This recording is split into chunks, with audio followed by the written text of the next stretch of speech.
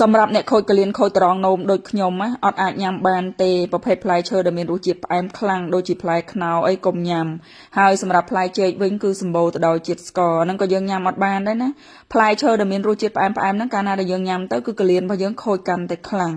ហើយសម្រាប់ផ្លែក្រូចវិញបើសិនតែផ្លែក្រូចនឹងជូរញ៉ាំបានតែបើថាផ្លែក្រូចនឹងវារសជាតិវាផ្អែមណាសម្បូរទៅដោយជាតិស្ករណាស់អញ្ចឹងញ៉ាំអត់បានទេចំណែកផ្លែបឺវាសម្បូរទៅដោយជាតិខ្លាញ់អាហ្នឹងក៏យើងញ៉ាំអត់បានដែរបើថាយើងចាំបាច់ណាស់ត្រូវញ៉ាំតិចតួចបានហើយកុំញ៉ាំច្រើនពេក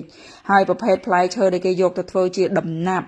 បងប្អូនអាចមើលតាមវីដេអូនឹងបានព្រោះប្រភេទផ្លែឈើដែលគេយកទៅធ្វើដំណាប់គេយកទៅកែច្នៃហ្នឹងណាញ៉ាំអត់បានទេវាសម្បូរទៅដោយជាតិស្ករស្រួលគេដាក់គីមីការពារជូរផ្អូមទៀតចាអញ្ចឹងយើងញ៉ាំអត់បានផ្លែស្ពឺក៏ញ៉ាំអត់បានដែរសម្រាប់អ្នកខូចកលៀនខូចត្រង់នោមអញ្ចឹងសម្រាប់បងប្អូនដែលគាត់បានឃើញវីដេអូនេះជួយ like ជួយ share ជួយចែករំលែកយកទៅបុណ្យទៅចែកជូនដល់បងប្អូនចាឲ្យគាត់បានដឹងថាផ្លែឈើដែលមានរសជាតិផ្អែមខ្លាំងគឺហាមញ៉ាំអត់បានទេបង